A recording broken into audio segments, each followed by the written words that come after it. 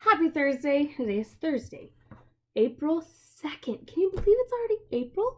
Crazy.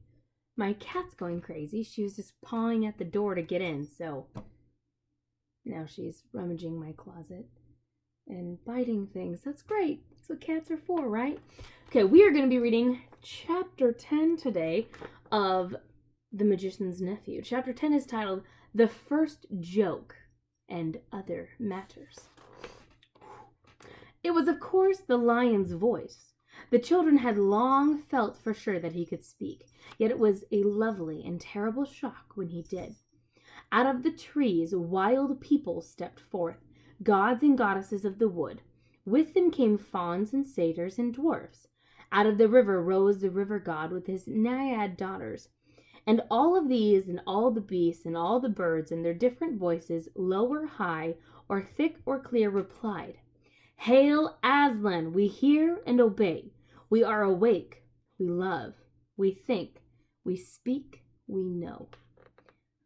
"But please, we don't know very much yet," said a nosy and snorty kind of voice. And that did really make the children jump, for it was the cab horse that had spoken. "Good old Strawberry," said Polly. "I am glad he was one of the ones picked out to be a talking beast." And the cabbie, who was now standing beside the children, said, "Strike me pink. I always did say that 'orse had a sense, though." Again, I'm terrible with accents, I'm sorry. "Creatures, I give you yourselves," said the strong, happy voice of Aslan. "I give you forever this land of Narnia. I give you the woods, the fruits, the rivers.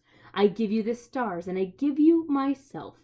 The dumb beasts whom I have not chosen are yours also. Treat them gently and cherish them, but do not go back to their ways, lest you cease to be talking beasts. For out of them you were taken, and into them you can return. Do not do so." "No, Aslan, we won't," said everyone. But one perky jackdaw added a loud voice, "No fear," and everyone else had finished just before he said it, so that his words came out quite clear in a dead silence. And perhaps you have found it awful that can be, say, at a party. The jackdaw became so embarrassed that it hid its head under its wing — a jackdaw is a type of bird — as if it was going to sleep. And all the other animals began making various queer noises, which are their ways of laughing, and which, of course, no one has ever heard in our world. Then they tried at first to repress it, but Aslan said, "Laugh and fear not, creatures. Now that you are no longer dumb and witless, you need not always be grave, for jokes as well as justice come with speech." Here's a picture really quick. Woo, goodness. So you have the fawns, which are half beast and half human. You have the jackdaw, you have a rabbit, you have the trees. Okay. So they let themselves go, and there was such a merriment that the jackdaw himself plucked up courage again and perched on the cab horse's head between its ears, clapping its wings, and said, "Aslan, Aslan, have I made the first joke? Will everyone always be told of how I made the first joke?" "No, little friend," said the lion, "you have not made the first joke. You have only been the first joke." Then everyone laughed more than ever. But the jackdaw didn't mind, and laughed just as loud till the horse shook his head, and the jackdaw lost its balance and fell off, but remembered its wings — they were still new to it — before it reached the ground. "And now," said Aslan, "Narnia is established. We must take thought for keeping it safe. I will call some of you to my council. Come hither to me, you the chief dwarf, and you the river god, and you the oak of the he-owl, and both the ravens and the bull elephant." My cat is... Do you see my cat right now? She was knocking... River? What are you doing? Are you watching this right now? Do you see this happening? You are interrupting our book.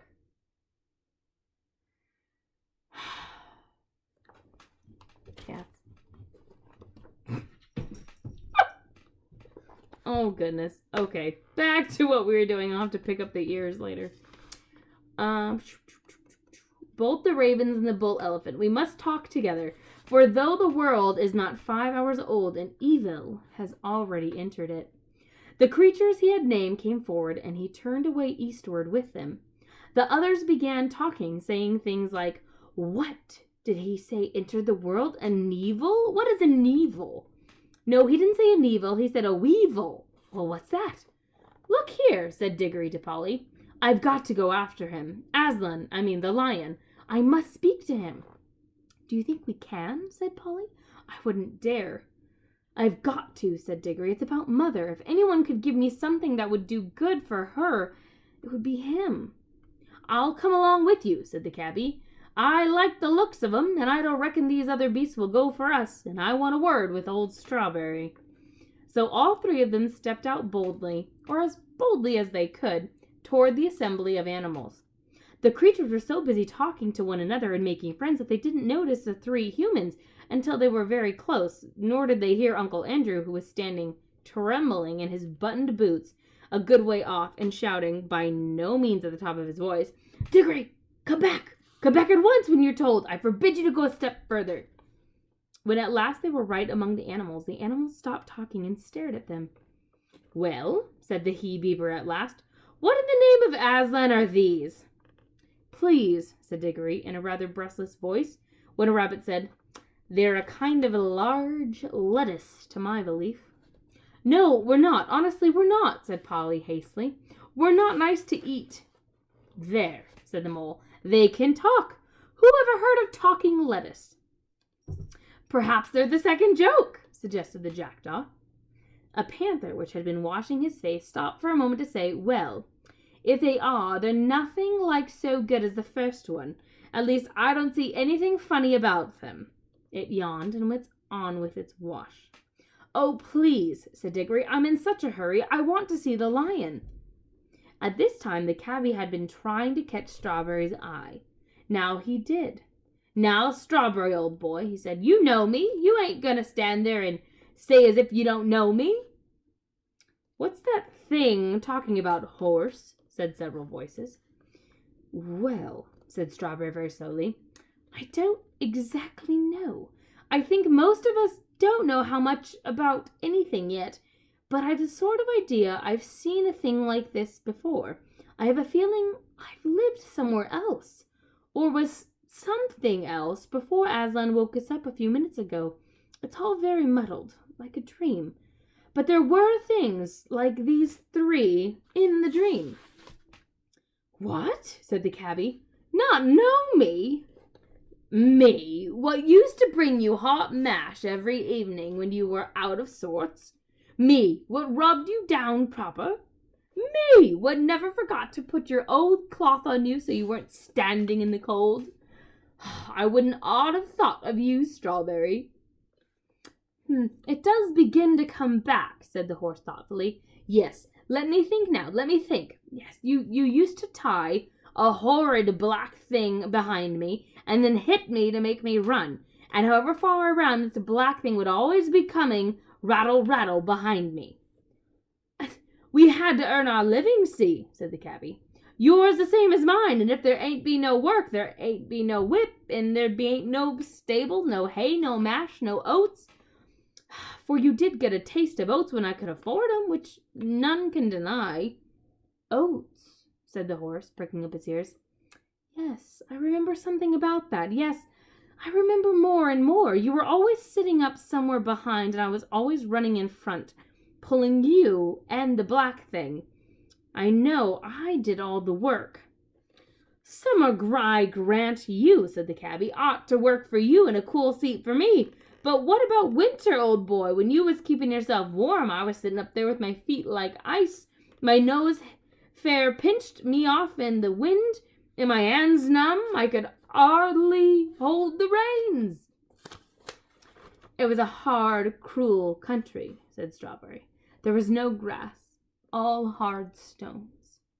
"Too true, mate, too true," said the cabby.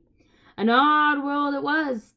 I always did say those paving stones weren't fair on any old oss. The Lunnon that is—" Again, I don't know what type of nationality the cabby is, but I'm trying here, okay? I hope you're laughing. I hope you're entertained. I didn't like it no more than what you did. You were a country hoss, and I was a country man. Used to sing to the choir, I did, down at home, but there wasn't a living for me there. Oh, please, please, said Diggory, could we get on?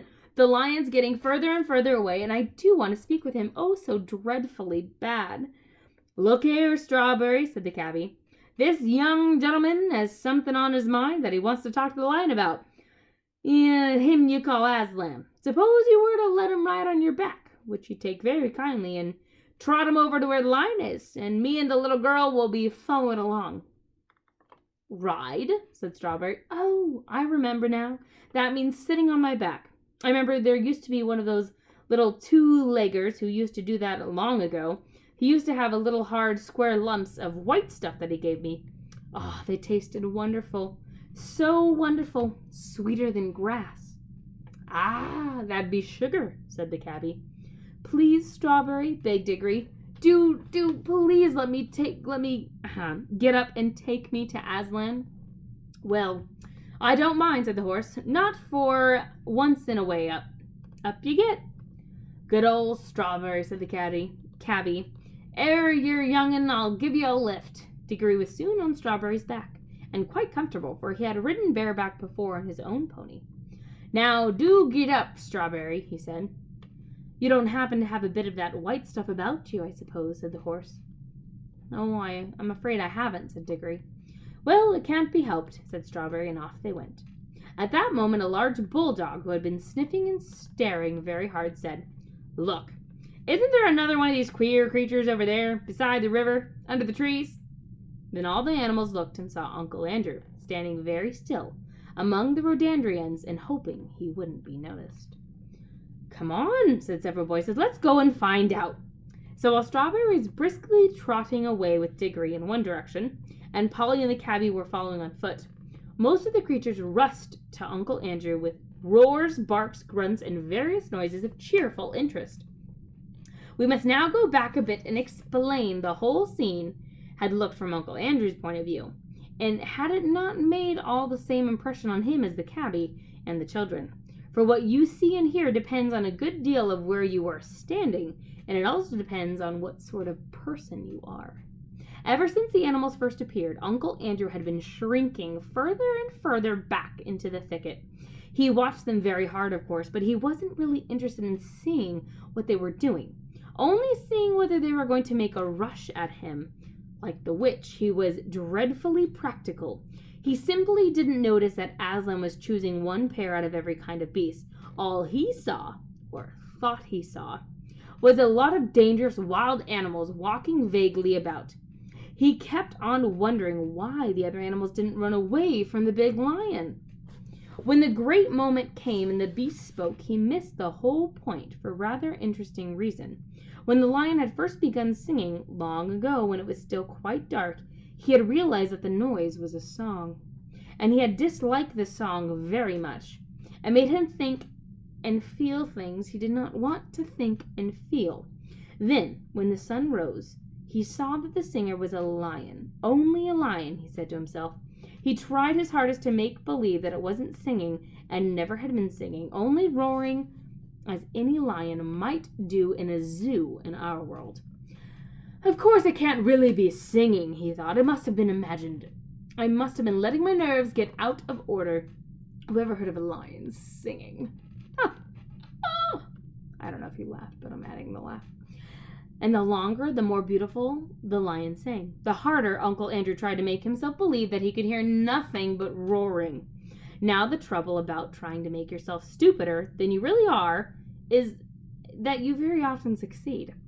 Uncle Andrew did. As soon as he heard nothing but roaring in Aslan's song, he soon couldn't have heard anything else other than even if he wanted to. And when at last the lion spoke, he said, Narnia, awake! He didn't hear words. He only heard a snarl. And when the beast spoke in answer, he only heard barkings and growls and bayings and howls.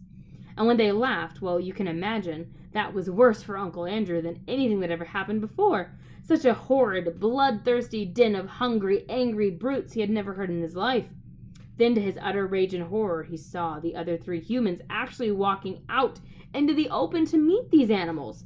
The fools, he thought to himself. Now those brutes will eat the rings along with the children, and he'll never be able to get home. What a selfish little boy Diggory is, and the others are just as bad. If they want to throw away their own lives, that's their business. But what about me? They don't seem to think of that. No one thinks of me.